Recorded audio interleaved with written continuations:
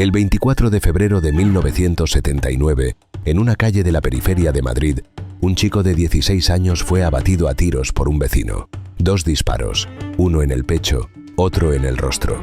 José Joaquín Sánchez Frutos, alias El Jaro, murió en la calle Toribio Pollán antes de cumplir los 17 años que nunca llegarían. Cuando los agentes registraron su cazadora, encontraron algo que lo dice todo sobre quién era ese chico y sobre la España en que vivió. En los bolsillos llevaba recortes de periódico, recortes sobre sus propias fechorías, noticias donde aparecía su nombre, sus robos, sus persecuciones con la policía por las calles del extrarradio madrileño. La historia de José Joaquín Sánchez Frutos es la historia de todo eso. Es la historia de un chico al que España abandonó antes de que tuviera edad de entender que había sido abandonado, y que respondió al abandono de la única manera que su entorno le enseñó que era posible.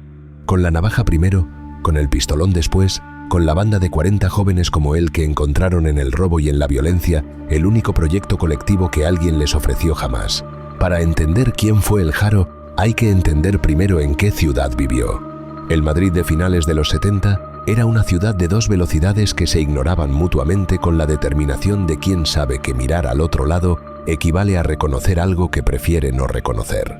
Por un lado, el Madrid que salía del franquismo con expectativas de modernidad, que leía El País recién nacido, que iba a los conciertos de rock progresivo y debatía en los bares sobre las posibilidades de la democracia que llegaba. Por otro lado, el Madrid de las unidades vecinales de absorción, los bloques de hormigón sin ascensor levantados en la periferia para absorber la ola de emigrantes rurales que había llegado desde Andalucía, Extremadura, Castilla, buscando el trabajo que el campo ya no podía darles, y que el Madrid de los milagros económicos de los años 60 prometía, pero que el Madrid de la crisis de los 70 entregaba con cuentagotas y siempre a los mismos. Las VAs eran el símbolo más preciso de lo que el Estado franquista y luego el Estado de la transición entendían por política social hacia los sectores más vulnerables de la población. Edificios funcionales en el sentido más literal del término. Espacios donde colocar cuerpos que necesitaban un lugar donde estar, pero que el proyecto de modernización española no contemplaba realmente como ciudadanos con derechos equivalentes a los de quienes vivían en los barrios del centro o de los ensanches burgueses, donde faltaba el servicio médico accesible, donde faltaba la escuela suficiente para todos los niños del barrio, donde faltaban los espacios de ocio y de cultura y de socialización que no fueran la calle. La familia Sánchez Frutos llegó de Villatobas, un municipio de Toledo, como tantas otras familias castellanas que en los años 60 y 70 hicieron el mismo viaje con la misma esperanza y encontraron la misma realidad al llegar. El padre y los hermanos mayores trabajando en jornadas agotadoras que no dejaban tiempo para nada más. La madre, Amalia, con un alcoholismo que los vecinos conocían y que nadie en ninguna institución consideró suficientemente grave como para intervenir de manera efectiva antes de que el daño sobre los hijos menores fuera ya irreversible. Y José Joaquín, el pequeño, encerrado en una habitación mientras su madre salía a beber, criado en la calle desde que tuvo piernas suficientes para llegar hasta ella, desarrollando desde los 8 o 9 años las habilidades de supervivencia que el barrio enseñaba gratis a quien quisiera aprenderlas y que nadie en ningún sistema escolar ni en ningún servicio social intentó contrarrestar con otras. Habilidades que le permitieran imaginar un futuro diferente del que el barrio ofrecía como única perspectiva visible. A los 10 años ya tenía ficha policial, no porque fuera un monstruo, sino porque era un niño al que el abandono sistémico había dejado sin más recursos que los que la calle ponía a su disposición. Y los recursos que la calle ponía a disposición de los niños de las uvas del extrarradio madrileño en 1972 no eran recursos que condujeran a ningún sitio que no fuera, más adelante, y con la inevitabilidad de lo que nadie interrumpió cuando todavía era posible interrumpirlo, exactamente donde terminó El Jaro. Los reformatorios de la época donde terminó como terminaban todos los chicos con su perfil, no eran centros de rehabilitación en ningún sentido que ese término pudiera tener para alguien que los examinara con rigor. Eran espacios de hacinamiento donde los menores con problemas de conducta convivían con otros menores con los mismos o peores problemas, supervisados por funcionarios que no tenían ni los recursos ni la formación para hacer nada diferente de lo que hacían, que era básicamente contenerlos durante el tiempo que la ley establecía antes de devolverlos a las mismas calles de las que venían. Los reformatorios de la transición fueron para una generación de chicos de los barrios, lo que las universidades eran para otra generación en otro lado de la ciudad. Lugares donde se aprendía, donde se hacían contactos, donde se construían las redes que luego servirían para la vida adulta. Solo que lo que se aprendía era delinquir con más eficacia, y los contactos eran los que luego formarían las bandas que aterrorizaron el extrarradio madrileño durante los años más oscuros de la transición. Cuando el Jaro salió del reformatorio con 15 o 16 años, ya no era un chico suelto que robaba para comer. Era un líder en formación, alguien con carisma natural, con la capacidad de convencer a otros chicos de que le siguieran, con una valentía que en su entorno era la moneda de mayor valor, porque en la calle del extrarradio madrileño de 1978, la valentía demostrada de manera física y visible era exactamente la única forma de capital que los chicos como el Complitas Jaro podían acumular sin necesidad de tener dinero, ni educación, ni familia, ni ninguna de las cosas que la sociedad legítima pedía para entrar en ella y que a ellos les había sido negada desde el nacimiento de manera tan sistemática que ni siquiera la percibían como una injusticia, sino simplemente como la realidad que era. En poco tiempo reunió a su alrededor a cerca de 40 jóvenes. 40. No una pandilla pequeña de amigos del barrio. Una estructura con su propio organigrama, con sus propios roles definidos, con su propio código de lealtades y de castigos para los que lo rompían. El Guillermo Segura Martín, era su lugarteniente, el hombre de confianza al que el Jaro delegaba cuando él no estaba. El Pistolilla, David González, era uno de sus colaboradores más activos. Era una organización real, funcional, sorprendentemente sofisticada para tratarse de adolescentes sin educación formal que operaban en los márgenes de una ciudad que apenas sabía que existían. La banda comenzó con el tirón y el hurto en tiendas, métodos de baja inversión, pero también de bajo rendimiento. Evolucionó rápidamente hacia los alunizajes y los robos de vehículos que proporcionaban tanto los ingresos mayores que una banda de 40 miembros necesitaba para mantenerse, como la logística móvil que les permitía actuar en zonas más amplias de la ciudad y escapar antes de que la policía pudiera reaccionar. El robo de vehículos no era solo un fin lucrativo, era una necesidad operativa que multiplicaba todo lo demás que la banda podía hacer. Con coches podían llegar a Somosaguas, donde los chalets tenían lo que las uvas nunca tendrían. Con coches podían escapar por las carreteras de la periferia que conocían mejor que cualquier agente. El incidente de Somosaguas en el verano de 1978 fue el punto de no retorno. El asalto a un chalet de lujo en una de las zonas residenciales más exclusivas de los alrededores de Madrid terminó en un tiroteo directo con la Guardia Civil que demostró simultáneamente dos cosas con igual contundencia: que la banda del Jaro estaba dispuesta a usar armas de fuego cuando la situación lo requería, y que el Estado estaba igualmente dispuesto a usar las suyas sin demasiados miramientos sobre la edad de los que había al otro lado del cañón. Ese fue el Jaro. Un chico de 16 años que en menos de 2 años pasó de ratero de barrio a líder de una banda armada que ponía en jaque a la policía de la capital. Una trayectoria que en cualquier sociedad con los mecanismos de protección a la infancia mínimamente funcionando, habría sido interrumpida en alguno de sus puntos de inflexión tempranos. En la España de la transición, esos mecanismos no existían donde los necesitaban los chicos como él. Lo que existía era la calle, y la calle no interrumpe nada. La calle solo enseña lo siguiente. La banda del Jaro no era solo 40 chicos juntando fuerzas para robar más de lo que robaban solos.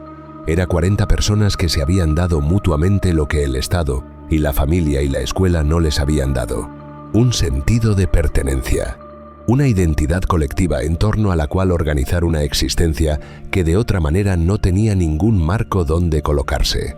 Para los chicos de las uvas del extrarradio madrileño de finales de los 70, la banda no era una elección entre varias posibles. Era la única estructura social disponible que los aceptaba sin pedirles nada que no pudieran dar. Sin pedirles educación, ni trabajo, ni dinero de origen respetable, ni ninguna de las credenciales que el mundo legítimo exigía para pertenecer a él. Solo pedía lealtad y disposición a hacer lo que la banda necesitaba que cada uno hiciera. Y eso era exactamente lo que todos tenían disponible en cantidades ilimitadas, porque era lo único que la calle les había enseñado a tener. Esa es la lógica que el Estado y sus instituciones nunca llegaron a entender completamente mientras el fenómeno ocurría. no estaban combatiendo solo la delincuencia. Estaban compitiendo en una competición que no sabían que estaban jugando contra la única estructura de pertenencia que muchos de esos chicos habían conocido en sus vidas. Y sin ofrecer una alternativa real a esa estructura, sin llenar el vacío que la banda llenaba en términos de identidad y de pertenencia y de propósito, ninguna acción puramente represiva podía producir resultados distintos de los que producía. El cine kinky que inmortalizó la figura del Yaro no nació de la nada ni fue una moda pasajera del séptimo arte español. Nació de una necesidad narrativa que el cine convencional de la época no podía satisfacer y de una honestidad artística que muy pocos directores de la época estaban dispuestos a sostener cuando implicaba meterse en los barrios que el discurso oficial prefería no nombrar. La España que salía del franquismo tenía hambre de verdad, de historias que reconociera como propias, de personajes que hablaran como la gente hablaba en los barrios y que vivieran las vidas que la gente de los barrios vivía sin que nadie las filtrara, para hacerlas más presentables o más cómodas para el espectador de clase media que iba al cine los domingos. El cine oficial del régimen había pasado décadas contando una España idealizada que no tenía nada que ver con la realidad de las uvas, ni con la de los reformatorios, ni con la del descampado donde un chico de 15 años aprendía a robar coches porque era la única habilidad que alguien había tenido tiempo de enseñarle. Y cuando el régimen cayó y la democracia llegó, esa España que había estado invisible en las pantallas durante décadas buscó su lugar en la narración colectiva del país. Eloy de la Iglesia fue el director que entendió antes que ningún otro lo que esas historias podían significar en términos tanto artísticos como políticos. Era un cineasta con una conciencia política muy precisa sobre lo que significaba hacer cine en la España de la transición, sobre quién tenía el poder de contar historias y quién quedaba fuera de esa posibilidad, sobre cómo la cámara podía usarse para dar visibilidad a vidas que el discurso oficial prefería mantener invisibles porque su visibilidad resultaba incómoda para la narrativa de la modernización democrática que el país estaba intentando construir. Navajeros, la película que estrenó en 1980, un año después de la muerte del Jaro, era formalmente un drama de ficción inspirado en la historia de Sánchez Frutos. En la práctica, era un documento sociológico de una honestidad que pocas producciones cinematográficas españolas de la época se habían atrevido a alcanzar. Sus películas preguntaban qué había fallado, quién había fallado, por qué la España que llegaba a la democracia seguía produciendo chicos sin escuela ni futuro que terminaban con una bala o con una jeringuilla antes de los 20 años. La respuesta que el cine kinky daba a esas preguntas no era simple ni cómoda. No convertía a los delincuentes juveniles en héroes ni absolvía sus crímenes ante las víctimas concretas que esos crímenes causaban. Pero sí les daba algo que el discurso oficial les negaba sistemáticamente. Los reconocía como productos de un sistema, como consecuencias de decisiones tomadas o no tomadas por personas con poder para haber tomado decisiones diferentes, como víctimas de una violencia estructural que precedía y explicaba, aunque nunca justificara completamente, la violencia individual que luego ejercían sobre sus víctimas directas. De la Iglesia eligió a José Luis Manzano para interpretar al Jaro. Manzano no era un actor formado en ninguna escuela ni en ningún conservatorio. Era un joven de la UVA de Vallecas que vivía exactamente la vida que la película describía, que conocía desde dentro la realidad del reformatorio y de la banda y de la persecución policial porque era su realidad cotidiana y no un papel que le habían dado a aprender. Esa autenticidad, esa imposibilidad de separar al actor del personaje, porque en el fondo eran la misma persona que había vivido las mismas cosas en el mismo entorno, fue lo que convirtió a Navajeros en algo que superaba a cualquier drama de delincuencia juvenil convencional. No estabas viendo una interpretación, estabas viendo la cosa misma, con toda la incomodidad y toda la belleza perturbadora que eso implicaba para alguien que llegaba al cine desde fuera de ese mundo y para alguien que llegaba desde dentro de él. Las películas de la Iglesia generaban reacciones que ningún estreno de cine convencional de la época habría podido replicar en los barrios del extrarradio. Se cuenta que durante los rodajes, los jóvenes de los barrios marginales de Madrid se agolpaban en las localizaciones solo para ver el nombre de alguien como ellos en la claqueta. La claqueta, el simple objeto técnico de producción cinematográfica que indicaba el número de toma y el nombre de la película, se convertía en un motivo de peregrinación para chicos que nunca habían tenido razones para ir a ningún lugar donde se estuviera haciendo algo que los incluyera. porque lo que esos chicos veían en la claqueta no era el nombre de un actor ni el título de una producción, era la prueba de que existían, de que su mundo, su realidad, su manera de vivir y de sobrevivir en la periferia de una ciudad que los ignoraba, merecía ser filmada y proyectada y vista. Era el mismo impulso que llevaba al propio Haro a guardar en su cazadora los recortes de periódico con sus fechorías. La búsqueda desesperada de reconocimiento en un sistema diseñado para no verlos. El Vaquilla, el Pirri, el Torete, cada uno de esos nombres era una historia similar y un destino similar al del Haro. Chicos del extrarradio que encontraron en la delincuencia el único camino hacia una visibilidad que el mundo legítimo les negaba, que fueron inmortalizados por el cine kinky mientras vivían sus vidas reales en paralelo a las ficciones que las reproducían y que terminaron de manera consistentemente trágica y prematura. José Luis Manzano, el actor que interpretó al Haro en Navajeros y que de la Iglesia convirtió en el rostro más reconocible del género, murió de sobredosis de heroína a los 29 años. Nunca llegó a los 30. El Pirri, José Luis Fernández Eguía, fue encontrado muerto en un descampado a los 23. El Vaquilla, Juan José Moreno Cuenca, el mito más grande de todos, murió de cirrosis a los 42 después de pasar la mayor parte de su vida adulta entre rejas y de haber contraído el VIH en alguno de los muchos momentos en que el sistema penitenciario y la heroína se encontraron en el mismo. Cuerpo destruido. El cine kinky no solo reflejaba esas vidas, en cierta medida también las formaba. Se cuenta que el propio Haro, antes de morir, había sido influenciado por la película Perros Callejeros, que había visto en esa ficción un modelo de lo que él podía ser, una confirmación de que su camino tenía valor y sentido, aunque el mundo exterior se negara a reconocerlo de otra manera. Ese bucle entre la ficción y la realidad, entre la vida del delincuente que alimentaba la película y la película que retroalimentaba la vida del delincuente, es uno de los elementos más complejos del fenómeno del cine kinky como acontecimiento cultural. No era solo arte que imitaba la vida, era vida que imitaba el arte que imitaba la vida, en un ciclo que amplificaba y en cierta medida estetizaba algo que en su realidad concreta no tenía ninguna dimensión estética. Tenía solo la dimensión de la pobreza y del abandono, y de la muerte prematura de chicos a los que nadie había dado nunca la oportunidad de ser otra cosa distinta de lo que terminaron siendo. El debate sobre el papel del cine kinky en la cultura española de la transición no se ha cerrado nunca del todo. Hay quienes argumentan que la mitificación que el género realizó de figuras como el Haro contribuyó a romantizar una vida criminal que causó daño real a víctimas reales.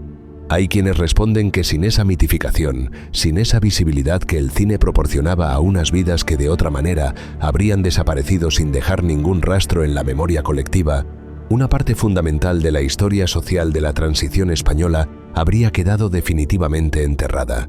El legado más duradero del cine kinky como género es precisamente ese archivo de preguntas incómodas que formuló en su momento y que la historia posterior del país demostró que nunca habían sido respondidas de manera suficiente.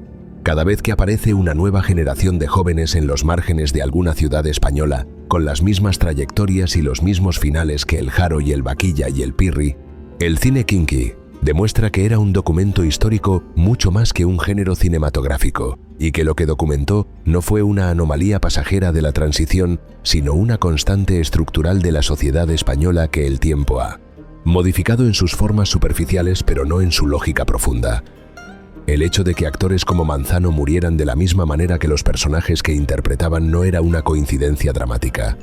Era la consecuencia lógica de un sistema de producción que había decidido que la autenticidad valía más que la protección de las personas que la proporcionaban.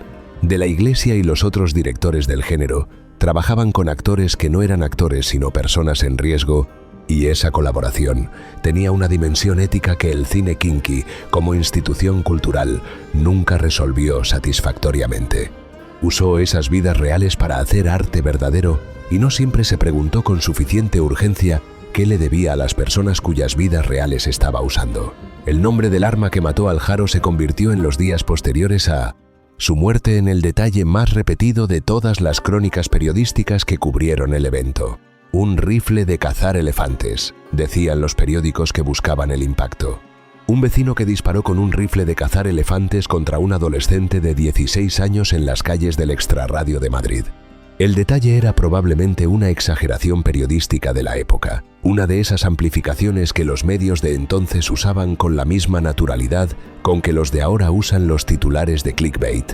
Lo que importaba no era el calibre del arma, sino el hecho en sí mismo. Un vecino había matado al Haro, no la policía en una persecución, no un rival en un ajuste de cuentas. Un vecino, un ciudadano particular que vivía en el barrio donde el Haro había cometido parte de sus fechorías y que había decidido que ya era suficiente, que la policía no llegaba nunca a tiempo, que el Estado no protegía a la gente del extrarradio de la misma manera que protegía a los que vivían en los barrios del centro y que si nadie hacía nada él tenía que hacer algo. Esa reacción y la complejidad moral que implicaba es quizás el aspecto más incómodo de toda la historia del Haro. Porque el vecino que disparó no era un policía corrompido, ni un criminal rival, ni un representante del poder del Estado. Era alguien que también vivía en el extrarradio, que también sufría la inseguridad que la banda del Haro generaba con sus robos y sus atracos, que también era víctima de la misma España que había producido al Haro. La diferencia era que ese vecino había elegido el camino de la honradez y del trabajo duro y que esa elección no lo había protegido de la violencia que el Haro y su banda ejercían en las calles donde vivía. Los vecinos de los barrios del extrarradio madrileño donde operaba la banda del Haro estaban atrapados en una paradoja brutal.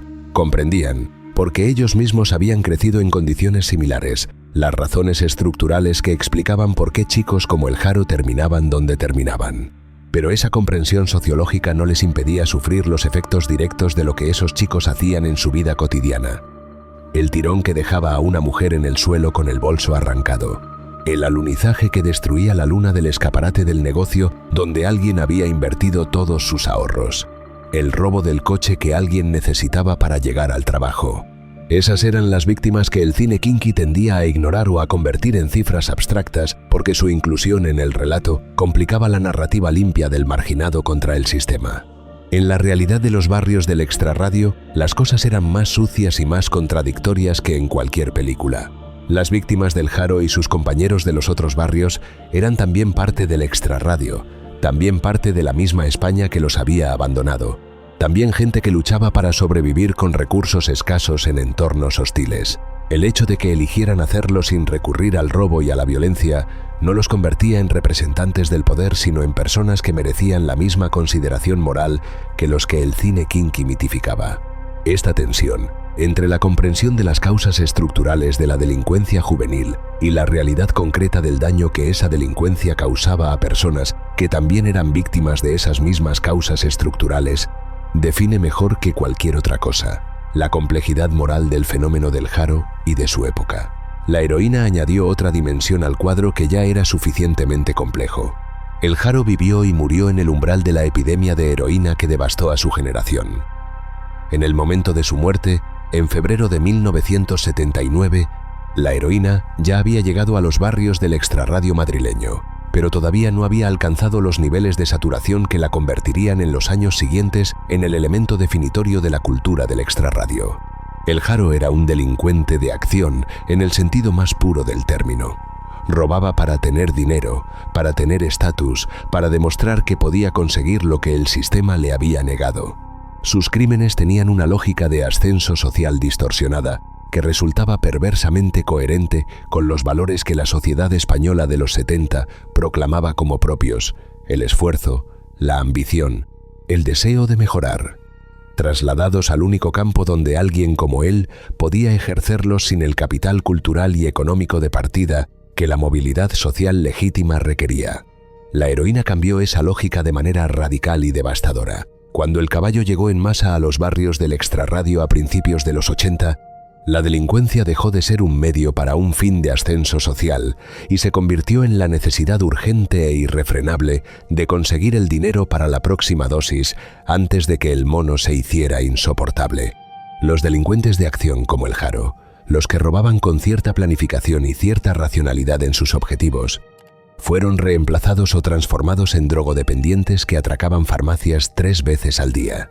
La tasa de atracos a farmacias en Madrid llegó a 3 al día en los peores momentos de la epidemia de heroína de los primeros años 80, 3 al día. Una ciudad que había dejado de ser segura no solo para los negocios y los peatones, sino para las propias instituciones sanitarias que deberían haber sido parte de la respuesta al problema. Los drogodependientes que atracaban farmacias no lo hacían por elección. Lo hacían porque la alternativa era el mono, la abstinencia forzada de una sustancia de la que el cuerpo se había vuelto funcionalmente dependiente. El círculo era perfecto en su crueldad. La heroína creaba la necesidad empujaba al delito. El delito llevaba a la cárcel. La cárcel exponía al recluso a más heroína y a más contactos criminales. Y la salida de la cárcel devolvía a la misma calle de la que había salido, ahora con el VIH, además de todo lo demás.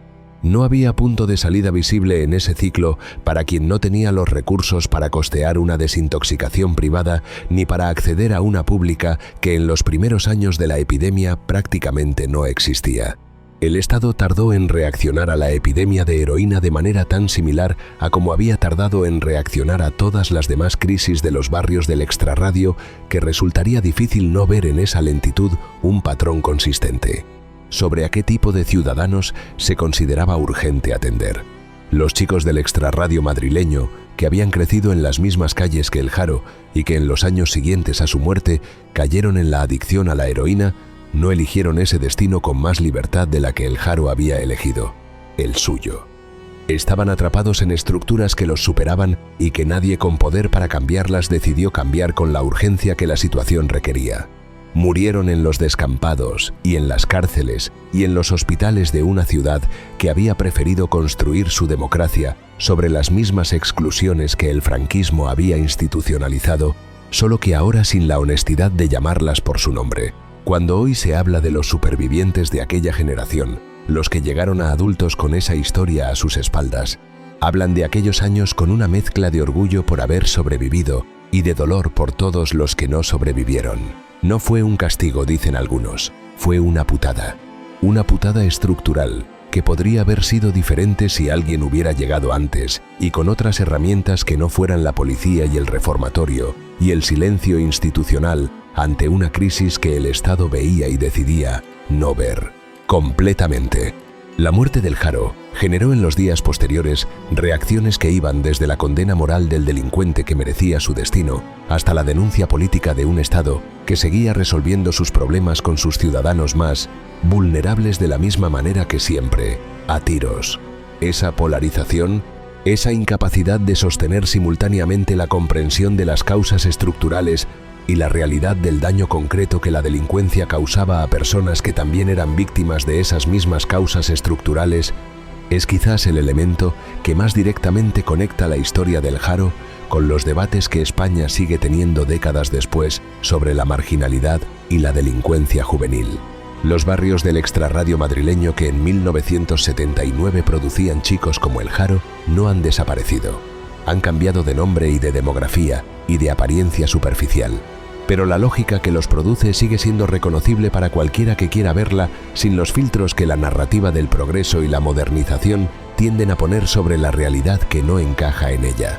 Lo que el Haro representó fue la visibilidad brutal de esa lógica en un momento en que la sociedad española habría preferido celebrar la llegada de la democracia sin tener que mirar al mismo tiempo los costes que esa llegada no había, incluido en su proyecto de modernización. La democracia llegó a muchos sitios en la transición española.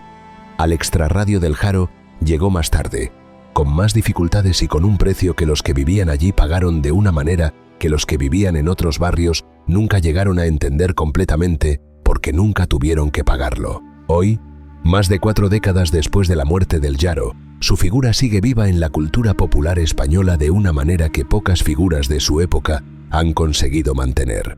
El cine kinky ha experimentado una revisión crítica en los últimos años, con nuevas generaciones de espectadores y de investigadores que lo ven no solo como un género cinematográfico, sino como un archivo histórico y sociológico de una época de la historia española, que el discurso oficial tendía a pasar por alto. Las plataformas de streaming han puesto a disposición de audiencias que no habían nacido cuando las películas se estrenaron las imágenes de Manzano corriendo por los descampados del extrarradio madrileño, de los coches robados siendo perseguidos por la policía por las carreteras periféricas de Madrid, de los chicos de las uvas mirando a la cámara con esa mezcla de desafío y de desolación que de la Iglesia y los otros directores del género supieron capturar antes de que la heroína y la cárcel y la muerte se los llevaran. Definitivamente, La música de Burning y de Leño y de Los Chichos que acompañaba esas imágenes sigue sonando en los bares de los barrios que han cambiado de nombre y de demografía, pero que en muchos casos conservan los mismos edificios de hormigón de Los Idos, años 70 donde creció el Haro. La cultura del trap español contemporáneo ha recogido algunos de los hilos narrativos del cine kinky. La glorificación del ascenso desde el barrio por medios que la sociedad legítima no aprueba, la exhibición del lujo como revancha contra la pobreza estructural de origen, la tensión entre la lealtad al barrio y la aspiración a algo más. Los nombres han cambiado, los instrumentos narrativos también.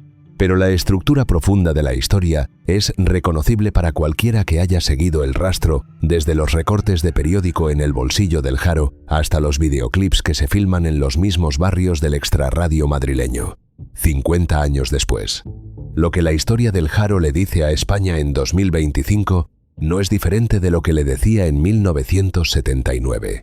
Le dice que mientras existan barrios donde el 25% de los adolescentes no tengan acceso a una educación suficiente, donde el paro juvenil alcance cifras que no dejan espacio para proyectos de vida alternativos a los que la calle ofrece, donde los servicios del Estado no lleguen con la misma consistencia y la misma calidad que en los barrios de clase media, seguirá habiendo chicos que encuentren en la violencia el único lenguaje con que el sistema parece dispuesto a escucharlos. La pregunta que la historia del Haro plantea a quienes la estudian con honestidad no es si merecía lo que le pasó.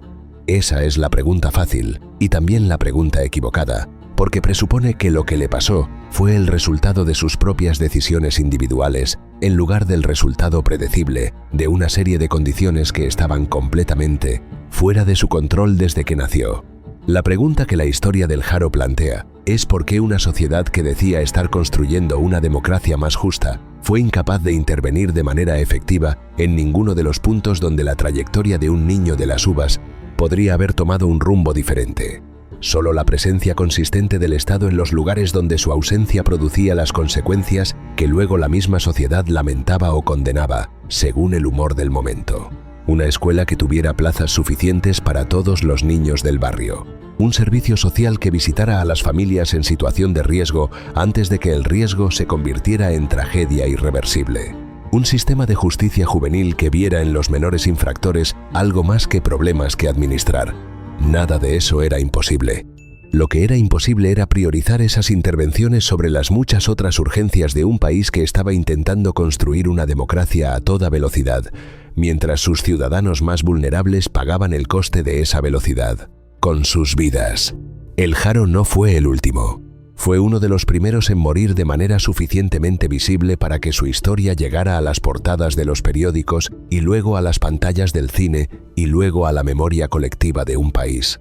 Pero la estructura que lo produjo siguió funcionando después de su muerte con la misma eficiencia que antes. Y sigue funcionando hoy, aunque los descampados tengan otros nombres y los barrios hayan cambiado de aspecto y los chicos que crecen en ellos escuchen trap en lugar de escuchar a los chichos. Lo que no ha cambiado es la lógica, lo que no ha cambiado es el vacío. Y lo que no ha cambiado, y que la historia del Haro ilumina con una claridad que no debería necesitar de más tragedias para ser evidente, es la relación entre ese vacío y lo que termina llenándolo cuando el Estado decide que puede esperar. La historia del Haro es también, en su dimensión más íntima, la historia de un chico que encontró en la fama delictiva el único espejo donde podía reconocerse como alguien que importaba. Los recortes de periódico en el bolsillo de su cazadora no eran un trofeo del criminal orgulloso de sus crímenes. Eran la evidencia de que existía en un mundo que había hecho todo lo posible para que siguiera siendo invisible.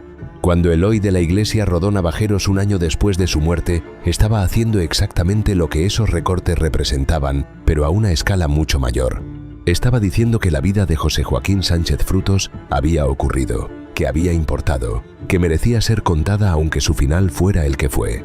Que ninguna vida es tan marginal como para no merecer que alguien la cuente. Eso es lo que sigue vivo del Haro décadas después de que sus huesos descansen en algún cementerio del extrarradio de Madrid. No la leyenda del delincuente precoz, ni el mito del rey de los atracadores. La pregunta que su vida hace todavía a la sociedad que lo produjo. ¿Cuántos más? Si esta historia te ha impactado, si te ha cambiado la manera de ver la transición española, déjalo en los comentarios. Queremos saber si conocías la historia del Haro o si la descubres ahora. ¿Y qué crees que debería haber hecho diferente la España que lo produjo? Si quieres más historias de la España que no aparece en los libros de historia oficiales, suscríbete a Vida Criminal y activa la campana de notificaciones. Nos vemos en el próximo vídeo.